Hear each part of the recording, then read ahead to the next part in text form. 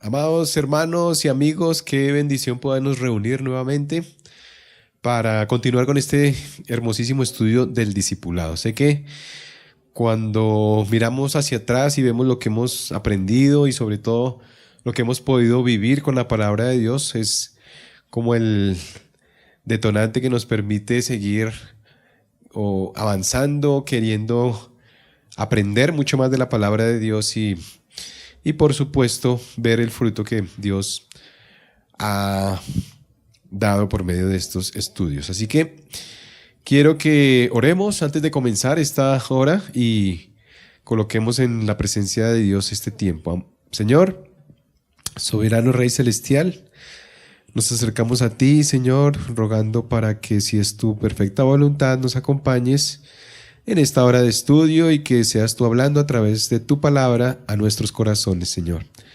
Me dispongo para ti, me abandono en tus brazos, deseando que me uses grandemente para alabanza tuya. En el nombre de Cristo hemos orado. Amén y amén.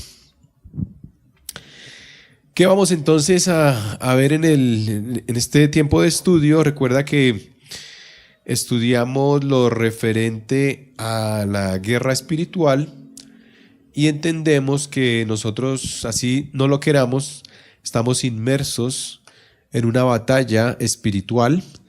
Sabemos que hemos pasado del reino de las tinieblas al reino de nuestro Señor Jesucristo y que el que preside o el que domina este mundo es Satanás. Lo vimos, recuerda, en 2 Corintios 4:4, que él es el Dios de este siglo. Por lo tanto, siempre va a existir esa oposición o ese deseo de parte suya de alejarnos de la voluntad y los propósitos de Dios. Por lo tanto, si nuestra cabeza, que es Cristo, está en enemistad contra Satanás, pues nosotros también nos vemos involucrados en esa batalla. Eso lo aprendimos, veíamos también los aspectos acerca de la guerra espiritual y entramos también en el punto de la autodisciplina. Estoy hablando de la página, final de la página 41, ubícate ahí. Veíamos que el objetivo es vivir una vida de santidad, de predicación, de milagros, y también leíamos algunos versículos, Gálatas 5:22 al 23 y Filipenses 4:8 al 9. Y creo que ahí quedamos, entonces vamos a retomar leyendo Romanos 8:5 al 8. Así que ubícate en tu Biblia, Romanos 8:5 al 8 dice: porque los que son de la carne piensan en las cosas de la carne, pero los que son del Espíritu en las cosas del Espíritu, porque el ocuparse de la carne es muerte, pero el ocuparse del Espíritu es vida y paz. Por cuanto los designios de la carne son enemistad contra Dios, porque no se sujetan a la ley de Dios, ni tampoco pueden, y los que viven según la carne no pueden agradar a Dios. Ubícate ahí entonces, punto C, el deseo del corazón de Dios es que vivamos una vida dirigida no por nuestros propios deseos, sino por la voluntad del Espíritu Santo. Entonces es importante saber que solo los que han nacido de nuevo son los que tienen el Espíritu Santo morando en su interior, en su corazón, y por lo tanto los deseos del Espíritu son los que quieren hacer. Ahora, hay que entender que nosotros estamos aún habitando un cuerpo de pecado y por lo tanto siempre va a haber esa enemistad entre el Espíritu que mora en nosotros y nuestra carne. Siempre va a haber esa lucha constante.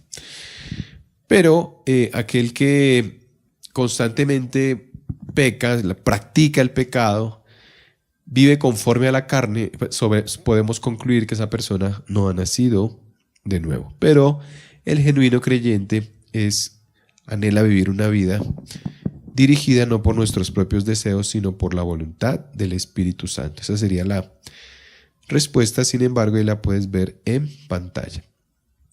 D.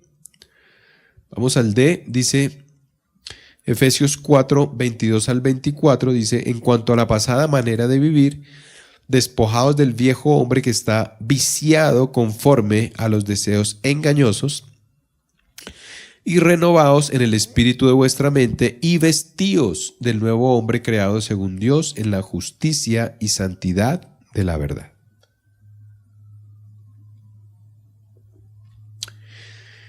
¿De qué está hablando aquí el apóstol Pablo? Que el viejo hombre, aquel que estaba muerto, como lo dice Efesios 2, que estábamos muertos en nuestros delitos y pecados, vive en una constante oscuridad. Dios no ha quitado el velo, no ha resplandecido la luz de Cristo en su mente, por lo tanto tiene su mente entenebrecida. Ese es más o menos como el contexto. Y cuando el apóstol Pablo habla de esto, se refiere a esa pasada manera de vivir, a lo que éramos antes de conocer al Señor. Yo puedo dar testimonio de lo que yo era antes. Me gustaba mucho el alcohol, me gustaban mucho las mujeres. Y cuando yo recuerdo eso, reflexiono y pienso cuán desagradable era ese tipo de actos a los ojos de Dios, pero obviamente en su tiempo yo no lo podía ver, no lo podía entender. Así que en cuanto a la pasada, despojaos de ese viejo hombre y vestíos del nuevo, es decir, vivamos para agradar a Dios. Así que el punto C sería: el deseo del corazón es que vivamos una vida dirigida por, el deseo del corazón es que abandonemos nuestra vieja vida y vivamos ahora una vida completamente nueva por medio del Espíritu Santo.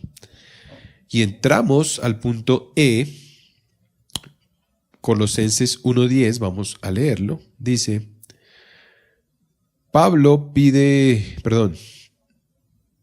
dice, para que andéis como es digno del Señor, agradándole en todo, llevando fruto en toda buena obra y creciendo en el conocimiento de Dios. Entonces, ¿qué es lo que pide el apóstol Pablo? Que a quienes les escribe, que eran los colosenses, les diera sabiduría, conocimiento espiritual, y dentro de todo lo que él anhela para ellos, dice, añade esta frase, ¿no? Dice, para que andéis como es digno del Señor, agradándole en todo. Todas las áreas de nuestra vida son del Señor. Ahora le pertenecemos a Él. No podemos decir que en algunas somos santos, somos rectos, somos honestos y en otras no. Porque todo el llavero, por así decirlo, debemos entregárselo para que Él nos dirija, nos guíe y esforzarnos por vivir una vida intachable. Entonces, ¿cuál sería la frase ahí? El deseo del corazón es que vivamos vidas dignas y agradables donde Dios, nuestro Señor, sea lo primordial. F. Primera de Pedro 3:10. ¿Qué dice? Dice, porque el que quiere amar la vida y ver días buenos, refrene su lengua del mal y sus labios no hablen engaño. Primera de Pedro 3:10. Entonces, el deseo del corazón, ¿cuál es? Que tengamos larga vida y buena, que tengamos larga vida y buena vida, y vida buena, para cumplir sus mandatos. Así que es lo que Dios quiere ver. Dice, porque el que quiere amar la vida y ver días buenos, refrene su lengua del mal y sus labios no hablen engaño. Entonces coloquemos esto: el deseo del corazón es que tengamos larga vida y vida buena por cumplir sus mandatos. Y entramos al punto G, Hebreos 10, 24 al 25. ¿Qué dice este pasaje? Dice, y considerémonos unos a otros para estimularnos al amor y a las buenas obras, no dejando de congregarnos como algunos tienen por costumbre, sino exhortándonos, y tanto más cuanto veis que aquel día se acerca. Esto lo escribieron hace 2000 años. La pregunta que nosotros debemos hacernos entonces es si en aquella época veían de una forma inminente el regreso de nuestro Señor Jesucristo, cuánto más ahora, que estamos mucho más cerca de la venida del Señor. ¿Cuál es la recomendación del apóstol Pablo? Que no debemos de dejar de congregarnos, de ir a la iglesia, de preocuparnos por las necesidades de otros, y así vamos a vivir la vida que Dios quiere, o el deseo del corazón de Dios. Entonces, el deseo del corazón es que nos ayudemos mutuamente como hermanos a vivir santas, a vivir vidas santas, siempre en comunión dentro de la iglesia. Dentro de la iglesia. Esa sería la frase, que nos ayudemos mutuamente como hermanos a vivir vidas santas, siempre en comunión dentro de la iglesia. Entonces fíjate todo lo que está dentro del propósito del corazón de Dios. Ayudar a otros, no dejar de congregarnos, cumplir sus mandamientos, esforzarnos por agradarle a Él. Todo eso es el propósito que Dios tiene para con nosotros. Entonces, ¿cuál es el objetivo en cuanto a la autodisciplina? Que podamos vivir la vida que decimos tener.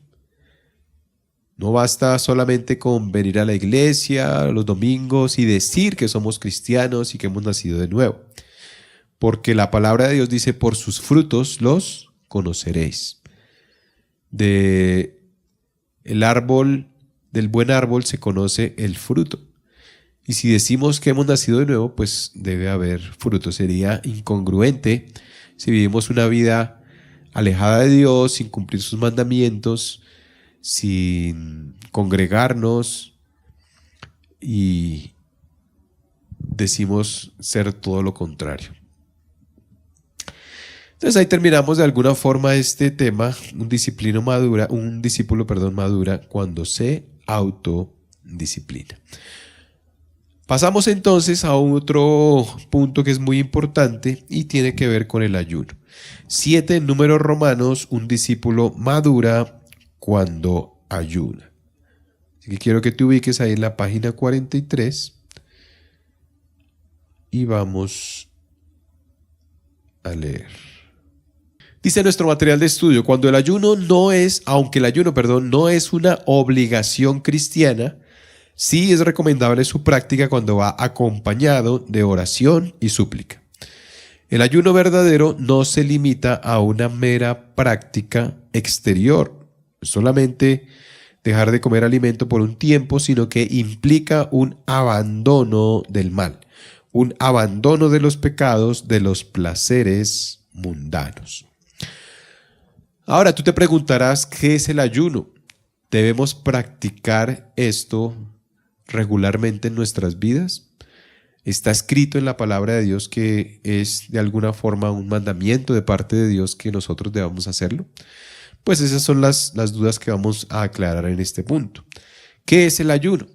El ayuno es simplemente abstenerse de ciertos placeres, de alimentos, para enfocarnos en tener un encuentro con Dios, en adquirir más conocimiento, en acercarnos a Él, en conocer su voluntad. Ese es el propósito del ayuno. Es como olvidarnos de nosotros para enfocarnos plenamente en Dios. Ahora, la palabra de Dios no dice que es un mandamiento expreso, así como el bautismo o la Santa Cena. No lo dice, digamos, de manera textual. Pero cuando analizamos el contexto de toda la palabra de Dios, nos damos cuenta que los hombres a quienes Dios usó grandemente para sus propósitos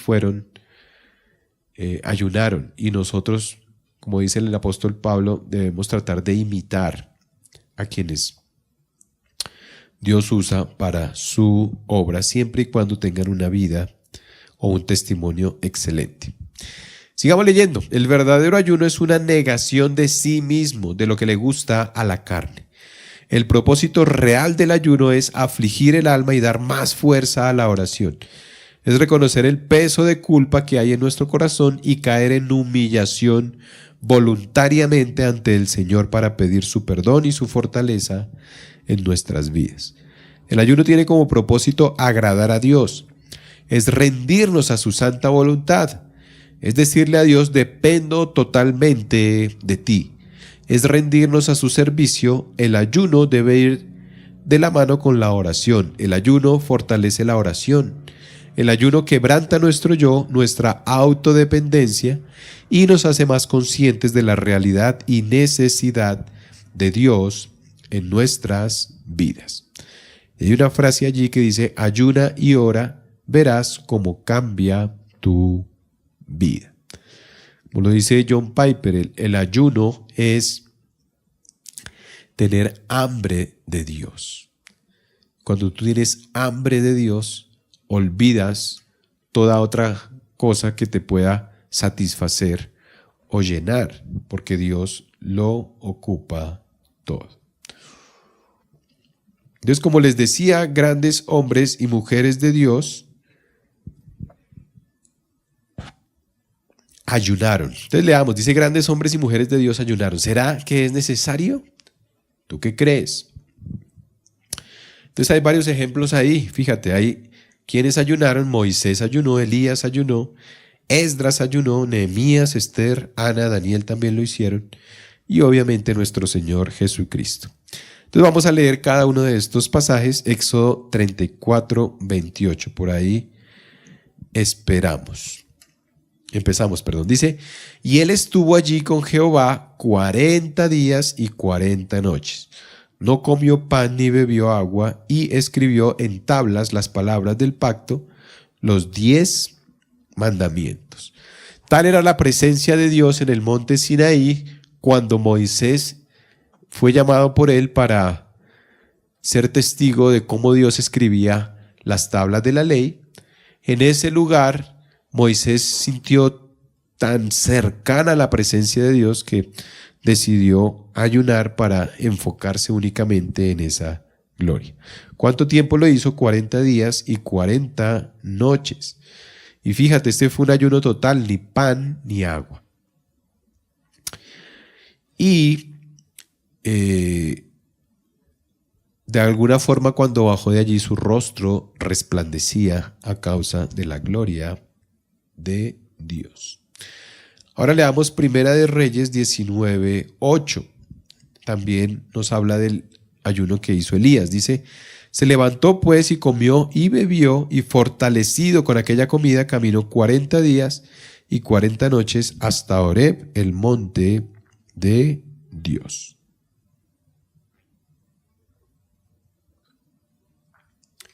Entonces el profeta Elías también lo hizo. Fíjate que llevaba varios tiempos sin comer ni beber y luego ya comenzó su nueva travesía terminando con ese ayuno. ¿Quién más ayunó? Esdras. Esdras ayunó. Capítulo 8, versículos 21. Esdras fue uno de los encargados de reconstruir el templo de Dios. Mira lo que dice. Y publiqué ayuno allí junto al río Ahava para afligirnos delante de nuestro Dios, para solicitar de él camino derecho para nosotros y para nuestros niños y para todos nuestros bienes. Así que este hombre estaba interesado en hacer la obra de Dios y convocó o publicó un ayuno. Otro que fue encargado por Dios para reconstruir la ciudad de Jerusalén fue Nehemías, y él también ayunó haciendo su obra.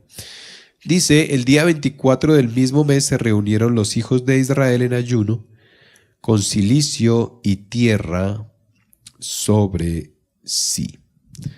Esther, otra mujer de Dios, a quien él usó para perdonarle la vida al pueblo judío, nada más ni nada menos. A personas que estaban ya sentenciadas a muerte, ella intervino al rey, y Dios respondió esta oración y el pueblo de Israel no fue destruido. Pero donde dice que ella ayunó, Esther capítulo 4 versículo 16 dice: ve y reúne a todos los judíos que se hallan en Susa y ayunad por mí, y no comáis ni bebáis en 3 días, noche y día. Yo también con mis doncellas ayunaré igualmente, y entonces entraré a ver al rey, aunque no sea conforme a la ley. Y si perezco, que perezca. Ella estaba arriesgando su vida, porque las mujeres de alguna forma del rey no podían entrar en el recinto donde él estaba sin previa autorización y sin que él la requiriera. Pero ella decide arriesgar su propia vida para salvar al pueblo de Israel y pide que la apoyen en ayuno. Es decir, que las personas que sabían pudiesen caer de rodillas y ayunar para que la vida de Esther no terminara allí. Porque si el rey hubiese querido, la hubiera matado, pero ella arriesgó su vida por el pueblo de Dios. ¿Quién más ayunó? Ana. Ana también ayunó. Dice, y era viuda hacía 84 años y no se apartaba del templo, sirviendo de noche y de día con ayunos, fíjate, con ayunos y oraciones. Otro que ayunó fue el profeta Daniel. Daniel, este hombre usado grandemente por el Señor. Vamos a leer Daniel 1, versículos 11 al 17. Dice: entonces dijo Daniel a Melzar, que estaba puesto por el jefe de los eunucos, sobre Daniel, Ananías, Misael y Azarías: te ruego que hagas la prueba con tus siervos por 10 días y nos den legumbres a comer y agua a beber. Compara luego nuestros rostros con los rostros de los muchachos que comen de la ración de la comida del rey, y haz después con tus siervos según veas. Consintió pues con ellos en esto y probó con ellos 10 días. Y al cabo de los 10 días pareció el rostro de ellos mejor y más robusto que el de los otros muchachos que comían de la porción de la comida del rey. Así pues, Melzar se llevaba la porción de la comida de ellos y el vino que habían de beber, y les daba legumbres. A estos 4 muchachos Dios les dio conocimiento e inteligencia en todas las tareas y ciencias, y Daniel tuvo entendimiento en toda visión y sueños. Entonces fíjate cómo el rey Daniel también hizo un ayuno, y es lo que conocemos, un ayuno, digámoslo entre comillas, pues parcial. Es decir, no solamente puedes ayunar dejando de ingerir alimentos a nivel general, sino los alimentos que te nutran o te van a producir, digamos, un aislamiento y una búsqueda de la presencia de Dios. Entonces, hay varias formas de hacerlo, ¿no? Por ejemplo, si tú eres muy recurrente que tú veas televisión frecuente, entonces puedes dejar por un tiempo de hacerlo para buscar la palabra de Dios, conocerla, aprenderla y de alguna forma buscar su santa voluntad. Entonces no se limita únicamente a la parte de alimentos, sino también a todo lo que ocupe de alguna forma tu mente, tu corazón y traiga algún refrigerio a tu alma. Y por último, Jesús también ayunó. Mateo 4, versículo 2 dice: y después de haber ayunado 40 días y 40 noches, tuvo hambre. Dios le prometió a Moisés un profeta que habría de venir en lugar de él.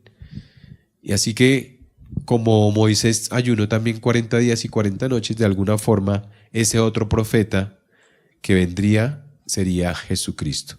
Y comenzó su ministerio también de la misma forma, anunciando que él era el genuino profeta que iba a reemplazar a Moisés. Entonces leamos, dice, lee las siguientes escrituras y completa. Joel 1, 13 al 14. Joel 1, 13 al 14. ¿Qué dice? Dice, ceñíos y lamentad, sacerdotes, gemid, ministros del altar, venid, dormid en cilicio, ministros de mi Dios, porque quitada es de la casa de vuestro Dios la ofrenda y la libación. Proclamad ayuno, convocad a asamblea, congregaos a los ancianos y a todos los moradores de la tierra en la casa de Jehová nuestro Dios y clamad a Jehová. Entonces aquí el profeta dice, el ayuno es importante cuando, esta sería la primera respuesta, cuando tenemos que arrancar todo pecado y enfriamiento espiritual que haya en medio de la iglesia o de nuestras vidas. Entonces, cuando el pecado asedia, cuando la iglesia se contamina, cuando tú cedes a la tentación de tu carne, de tu yo, de Satanás, en esos momentos es importante que comiences a ayunar para fortalecerte espiritualmente. Y era lo que pasaba ahí en los tiempos de Joel, ¿no? Este hombre proclamó el juicio de Dios. Entonces lo que él dice es que se arrepintieran, que durmieran en cilicio, es decir, que su corazón, su espíritu fuera compungido, entendiendo que estaban ofendiendo al mismo creador del universo. Entonces, la sugerencia de Joel es que entren en un ayuno para que puedan arrepentirse y buscar el favor de Dios. B. Isaías 58, 1 al 12. Aquí esta porción nos habla del verdadero ayuno. Vamos a leerlo. Isaías 58.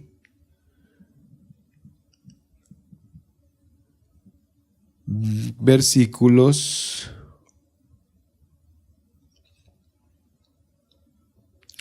1 al 12. Y dice así. Clama a voz en cuello, no te detengas, alza tu voz como trompeta y anuncia a mi pueblo su rebelión y a la casa de Jacob su pecado, que me buscan cada día y quieren saber mis caminos, como gente que hubiese hecho justicia y que no hubiese dejado la ley de su Dios. Me piden justos juicios y quieren acercarse a Dios, porque dicen ayunamos y no hiciste caso. Humillamos nuestras almas y no te diste por entendido. He aquí que en día de vuestro ayuno buscáis vuestro propio gusto y oprimís a todos vuestros trabajadores. He aquí que para contiendas y debates ayunáis y para herir con el puño inicuamente. No ayunéis como hoy para que vuestra voz sea oída en lo alto. Es tal el ayuno que yo escogí, que de día aflija el hombre su alma y que incline su cabeza como junco y haga cama de cilicio y de ceniza. ¿Llamaréis esto ayuno y día agradable a Jehová? ¿No es más bien el ayuno que yo escogí desatar las ligaduras de impiedad, soltar las cargas de opresión y dejar ir libres a los quebrantados y que rompáis todo yugo? ¿No es que partas tu pan con el hambriento y a los pobres errantes albergues en casa, que cuando veas al desnudo lo cubras y no te escondas de tu hermano? Entonces nacerá tu luz como el alba y tu salvación se dejará ver pronto. E irá tu justicia delante de ti y la gloria de Jehová será tu retaguardia. Entonces invocarás y te oirá Jehová, clamarás y dirá él, heme aquí. Si quitares de en medio de ti el yugo, el dedo amenazador y el hablar vanidad, y si dieres tu pan al hambriento y saciares el alma afligida, en las tinieblas nacerá la luz. Tu oscuridad te será como el mediodía, Jehová te pastorará siempre, y en las sequías saciará tu alma y dará vigor a tus huesos, y serás como huerto de riego y como manantial de aguas, cuyas aguas nunca faltan. Y los tuyos edificarán las ruinas antiguas, los cimientos de generación y generación levantarás, y serás llamado reparador de portillos, restaurador de cenizas. Entonces fíjate cuál era la actitud de estas personas que estaban ayunando en tiempos de Isaías. Ellos lo estaban haciendo, era como un acto externo, para que las personas los vieran, para que los vieran un poco demacrados y dijeran, wow, esta gente qué espiritual es. Pero detrás de esa fachada estaban viviendo vidas que no le agradaban a Dios. Comían frente a las personas hambrientas y no les daban ni siquiera un pedazo para que pudieran saciar su hambre. Y esto, Dios lo que dice, esto no es un ayuno, porque un ayuno no tiene que ver contigo, un ayuno no tiene que ver conmigo, un ayuno tiene que ver es con Dios. Tú estás ayunando para que tú mengues y que Él pueda crecer en ti. No se trata para despertar la envidia o el respeto de otras personas, sino que se trata más bien de Dios. Entonces vamos a leer la frase: el ayuno verdadero es cambiar nuestro corazón en un corazón justo, santo y recto delante de Dios. Primera de Samuel 7:6, quiero que lo leamos juntos este pasaje. Primera de Samuel 7:6, búscalo en tu Biblia, está en el Antiguo Testamento, dice: y se reunieron en Mizpa y sacaron agua y la derramaron delante de Jehová. Y ayunaron aquel día y dijeron allí: contra Jehová hemos pecado. Y juzgó Samuel a los hijos de Israel en Mizpa. Entonces había un profundo arrepentimiento por ese pecado que había cometido el pueblo de Israel. Así que, leamos la frase, dice: el ayuno sirve para quebrantar nuestro corazón a Dios, reconociendo nuestros pecados. Solo aquel que reconoce que es un pecador es el que busca con un corazón genuino un verdadero arrepentimiento. Se postra de rodillas, sabe que cometió pecado contra Dios y busca restaurar su relación con Él, levantarse y dejar todo pecado atrás. Entonces, el argumento aquí es que el ayuno debe hacerse, digamos, buscando quiénes somos nosotros en realidad. Somos pecadores que necesitamos de un Dios misericordioso. Así que el ayuno sirve para, la frase que iría ahí es quebrantar nuestro corazón a Dios, reconociendo nuestros pecados. Nosotros jamás dejaremos de pecar hasta que Dios vuelva. Nuestra condición es deplorable a causa de la caída de Adán. ¿Recuerdan que lo veíamos? Nuestro deseo es continuamente del mal. Jamás podemos tener la facultad o la capacidad de buscar a Dios. Eso es completamente imposible. El apóstol Pablo lo explica en Romanos 3, que ya lo hemos leído. ¿Por qué? Porque hay una discapacidad. Y esa discapacidad espiritual nos lleva a continuamente maquinar y pensar en hacer lo malo. Es por esa razón que todas las mañanas, todos los días debemos caer de rodillas delante de Dios pidiéndole perdón por nuestras faltas y admirándolo por su amor a pesar de nuestra infidelidad. Entonces, el punto aquí es que debemos quebrantar nuestro corazón a Dios reconociendo nuestros pecados. Una actitud humilde, sumisa delante de Dios. Y vamos a leer otro pasaje que está en Mateo 6, 16 al 18. Este es lo que comúnmente conocemos como el Sermón del Monte. Vamos a leerlo, dice: cuando ayunéis, no seáis austeros, como los hipócritas, porque ellos demudan sus rostros para mostrar a los hombres que ayunan. De cierto os digo que ya tienen su recompensa. Pero tú, cuando ayunes, unge tu cabeza y lava tu rostro para no poner o para no mostrar mejor a los hombres que ayunan, sino a tu Padre que está en el secreto, y tu Padre que ve en lo secreto te recompensará en público. Entonces, como el ayuno no se trata de nosotros, no podemos usarlo para mostrar a otros nuestra gran capacidad o nuestro deseo de ser espirituales y de conocer a Dios. No, porque ahí en ese momento estaríamos buscando nuestro aplauso. Estaríamos buscando que la gente diga: wow, tú cómo eres de cercano con el Señor.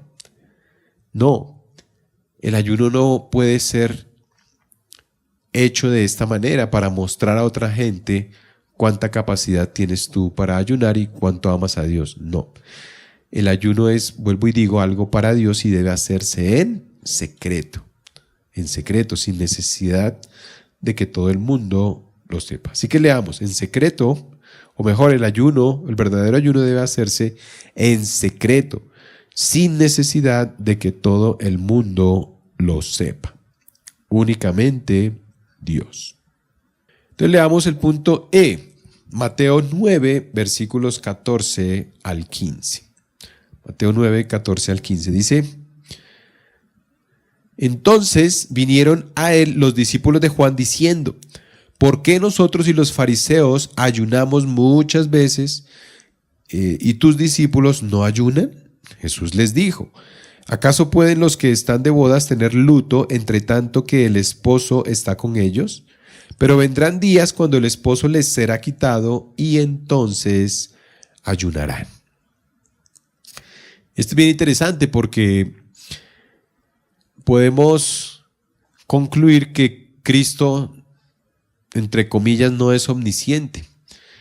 Es decir, lo que entendemos acerca de nuestro Señor Jesucristo es que Él está en todas partes, ¿cierto? Que Él es omnipresente, omnisciente, eterno, sabio, lleno de gracia, lleno de misericordia, un Dios justo. Pero cuando se hace de alguna forma esta declaración, el Señor les dice que iba a haber un tiempo cuando ya ellos no lo iban a poder ver. Él iba a acompañarlos porque Él es Dios y Él es omnisciente, pero digamos lo que físicamente ya el Señor se iba a ir. Entonces, cuando Él habla de esto y los discípulos le preguntan: ¿por qué nosotros y los fariseos ayunamos muchas veces y tus discípulos no ayunan? Es decir, los discípulos no tenían esa costumbre de ayunar. Dicen los fariseos, buscando algún argumento para hacer caer a Jesús, le dicen que porque ellos no lo hacen, deberían hacerlo. Y entonces el Señor les dice que ellos ayunarán cuando Él les sea quitado. Es decir, cuando Jesucristo lo fuesen a asesinar, hubiese de resucitar y hubiese de subir al cielo y estar a la diestra de Dios, en ese momento ellos iban a sentir la ausencia. Y tenían, al no tenerlo físicamente, tenían que postrarse, humillarse, debían buscarlo en oración, debían en ruego, en súplica, poder de alguna forma ser visitados únicamente por nuestro Señor Jesucristo. Entonces, ¿cuál sería ahí la frase? Dice: Jesús enseñó que sus discípulos no ayunaban porque el ayuno había sido quitado de en medio de ellos, pero enseñó que al faltar Él, entre paréntesis Cristo, había necesidad de ayunar. Habría necesidad de ayunar. Ahora, la pregunta es: ¿cuándo ocurrió esto y qué alcance tenía esta declaración de nuestro Señor Jesucristo. Pues esos días, cuando Él se iba a ir, se dieron al final del capítulo, o mejor, al comienzo del libro de los Hechos, cuando dice que Jesucristo fue llevado al cielo y sus discípulos se quedaron mirando y dos ángeles les preguntaron a quién estaban viendo. Ellos les dijeron estaban viendo a Jesucristo. Y Él les dijo, los ángeles le dijeron que tranquilos, que así como Él les estaba yendo, también iba a volver. Pero el punto aquí es que a partir de ese momento podemos concluir que Jesús había sido quitado de este mundo. Y desde allí, los que tenemos o los que queremos fortalecer nuestra relación con Dios, entonces debemos ayunar hasta cuando nos encontremos nuevamente con Él en el cielo. Así que esta es una gran enseñanza para afirmar que como hijos de Dios debemos también ayunar. Así como lo hicieron los grandes hombres del Evangelio, de igual manera nosotros debemos imitarlos a ellos y ayunar con frecuencia. Pero no para hacer una dieta, sino para buscar la voluntad de Dios, para dejar el pecado atrás y para consagrarse a Él. Y por último, en Hechos 13, 2 al 3. La iglesia primitiva junto con los apóstoles ayunaban para pedir la dirección del Espíritu Santo. La iglesia primitiva junto con los apóstoles ayunaban para pedir la dirección del Espíritu Santo. Así que vamos a leer el texto que nos sugiere el material, que es Hechos 13, versículos 2 al 3. Dice: ministrando estos al Señor y ayunando, dijo el Espíritu Santo: apartadme a Bernabé y a Saulo para la obra a que los he llamado. Entonces, habiendo ayunado y orado, les impusieron las manos y los despidieron. Y aquí hay algo muy importante, y es que solamente a los que Dios ha llamado son los que deben realizar la tarea de Dios. Alguien puede inventarse que Dios le dijo que él tenía que fundar una iglesia, que tenía que predicar el evangelio, pero si no es un llamado genuino de parte de Dios, entonces son obras muertas, son obras infructíferas. Ahora, ¿Dios es soberano para usar a cualquier persona? Pues claro. Pero la Biblia también, el apóstol Pablo aclara, dice que el Espíritu Santo da los dones a quien Él quiere y como Él quiere. Entonces, solo los que son llamados y solo los que son capacitados por Dios por medio del Espíritu Santo son los que de alguna manera han sido llamados, y ese descubrir nuestros dones, ese despertar al servicio al Señor requiere que en ayuno podamos identificar los dones que Dios ha puesto en nuestras vidas para servir en la iglesia, para robustecer la iglesia del Señor y para ser útiles a su obra. Solamente el Señor es quien nos puede revelar esos dones o ese llamado que Dios hace. Entonces, ¿cuál sería nuestra respuesta ahí en ese espacio? Dice: la iglesia primitiva junto con los apóstoles ayunaban para pedir la dirección del Espíritu Santo. Esa sería la respuesta. Para pedir la dirección del Espíritu Santo. En este caso, ¿quiénes eran los que habían sido llamados? Pues Bernabé y Saulo. Estos dos hombres eran muy distintos.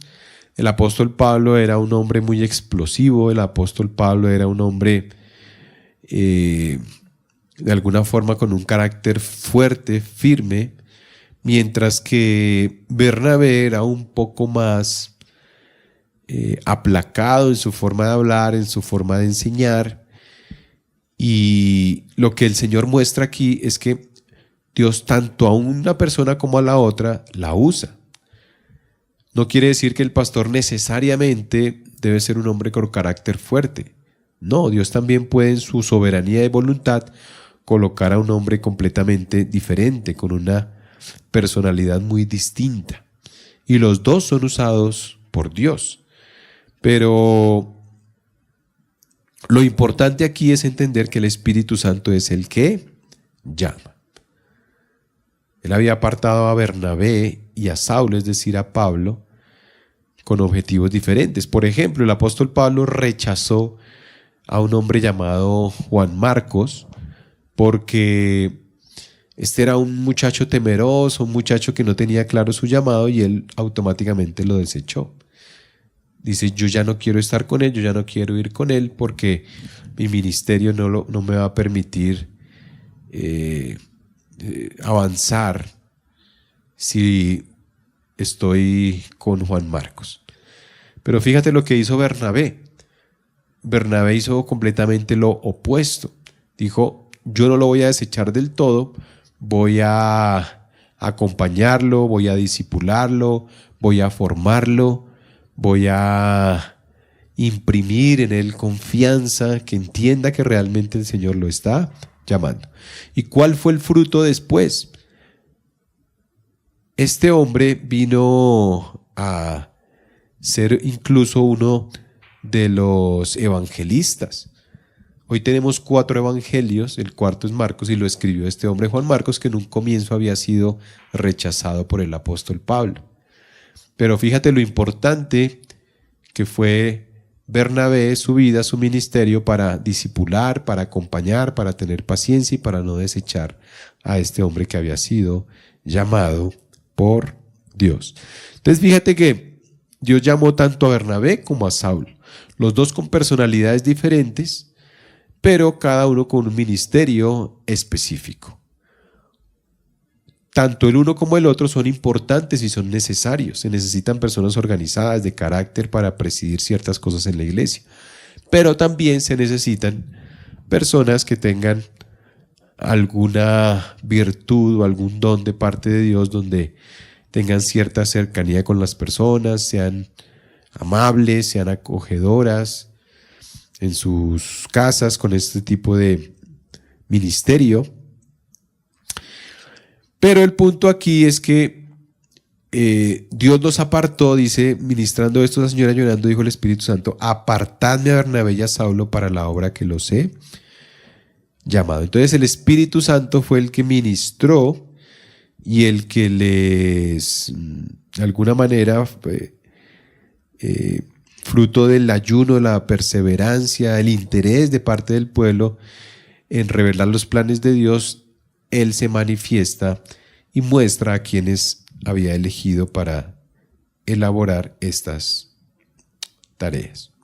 Entonces, de la misma manera, cuando tú necesites una orientación, una dirección, una decisión que tomar acerca, por ejemplo, del colegio de tu hijo, o acerca de la compra de una casa, o acerca del ministerio, del servicio que tú prestas en la iglesia, cuando tú necesites tomar cualquier decisión que sea acertada, entonces ahí tienes una herramienta muy importante, que es el ayuno, porque por medio del ayuno tú puedes conocer la dirección del Espíritu Santo, hacia dónde Dios te quiere llevar y qué es lo que quiere hacer con tu vida, y eso únicamente es posible por medio del Santo Espíritu y buscando su presencia.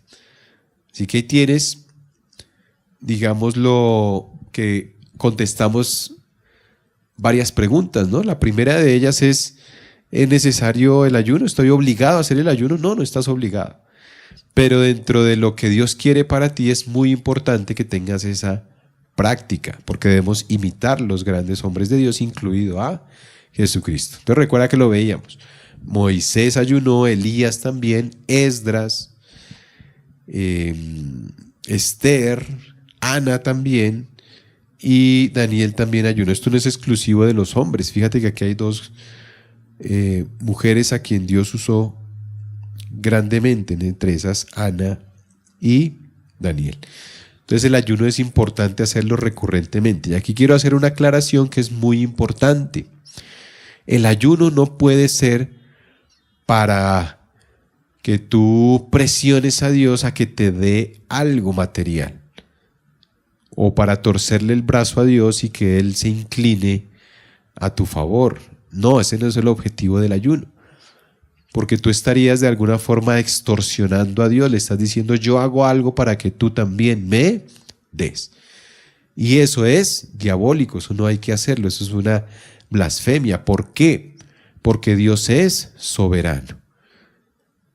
Ahora, con esto no estoy diciendo que tú puedas pedirle al Señor por algo que tú quieres o que tú necesitas. Lo que estoy tratando de decirte es que no puedes usar el ayuno como una técnica para poderle torcer el brazo a Dios y que Él haga tu voluntad en vez de la suya. No, esto no debe ser así. Tenemos necesidades, queremos cosas, ¿podemos pedírselas a Dios? Sí. ¿Podemos ayunar? Sí. Pero no necesariamente Dios tiene que contestar porque tú ayunas. No. Porque se trata es de buscar su voluntad, buscar su dirección, alimentarte más de Él, que tú puedas conocerle mucho más, que tú puedas tomar decisiones sabias, que tú puedas definir tu ministerio, el don que Dios tiene para ti. Y esto se logra de alguna forma con esta herramienta que Dios puso en nuestras manos, que es el ayuno y la oración. Pero jamás, nunca pienses que Dios tiene que hacer algo porque tú ayunas. No, porque Él es soberano. Si en su voluntad está el hacerlo, Él lo hará. Pero no se trata de volcarle o de transformar o de cambiar la voluntad de Dios en algo que tú pretendes obtener fruto de tus deleites y cosas así. Entonces terminamos esta parte del ayuno, un pequeño repaso. El ayuno es importante cuando tenemos que arrancar todo pecado, es importante para cambiar nuestro corazón, para combatir el pecado, para tener un corazón justo, santo y recto delante de Dios, para quebrantar nuestro corazón, para buscar tomar decisiones sabias. Y muy, muy importante, no es para que las otras personas te vean, sino que debe ser en silencio, debe ser en secreto. Ahora, que si tu esposa se tiene que enterar que vas a ayunar, pues claro, porque si no, entonces, si no le comunicas, pues ella va a hacer almuerzo para todos y ahí va a quedar comida y va a sobrar. Por supuesto, debemos comunicarle a nuestra esposa, a nuestros hijos, pero no se trata de sacar pecho y decir: es que yo voy a ayunar, y de decirle a otros que yo soy alguien súper especial porque lo hago. No, porque ahí estarías alimentando tu orgullo y eso a Dios le molesta. Entonces ahí concluimos este estudio acerca de el ayuno y entramos a otro tema muy, muy bonito, muy importante, que tiene que ver con los dones del Espíritu Santo. Así que vamos a leer una porción de nuestro material y la próxima hora de estudio ya reforzamos mucho más este tema acerca de los dones del Espíritu Santo. Así que voy a hacer el enunciado simplemente. Capítulo 8.8 en Números Romanos dice, estoy en la página 44, dice: un discípulo madura cuando se deja guiar por medio de los dones del Espíritu Santo. ¿Cuáles son los dones del Espíritu Santo? Son algunas capacidad especial que la persona tiene para aportar al desarrollo o a la obra del Evangelio. Son dones que el Señor da a la iglesia. Y hay mucha discusión acerca si estos dones cesaron o si aún siguen vigentes. Nuestra posición como iglesia es que aún siguen en vigencia, porque Dios a través de los tiempos construye su iglesia con base en los dones, los talentos, las destrezas que tienen ciertos creyentes, y cada uno en un punto diferente, un punto específico, donde Dios desea bendecir y seguir edificando su cuerpo que es la iglesia.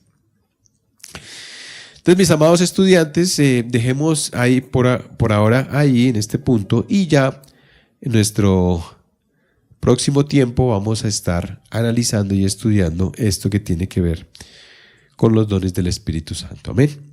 Es que los invito a que oremos y a que el Señor nos permita asimilar, reflexionar todo lo que hemos aprendido en esta hora de estudio. Señor, gracias te damos por tu amor, tu presencia, tu fidelidad. Ayúdanos a tener dentro de nuestras prácticas habituales un tiempo de ayuno, un tiempo de recogimiento, un tiempo donde podemos acercarnos a ti y combatir, Señor, el pecado que hay en nosotros. Ayúdanos a hacer esto habitualmente y que quite, Señor, toda paradigma, toda mentira y toda confusión acerca de este hermoso tema. Padre eterno, en nombre de Cristo Jesús hemos orado para gloria y alabanza tuya. Amén y amén.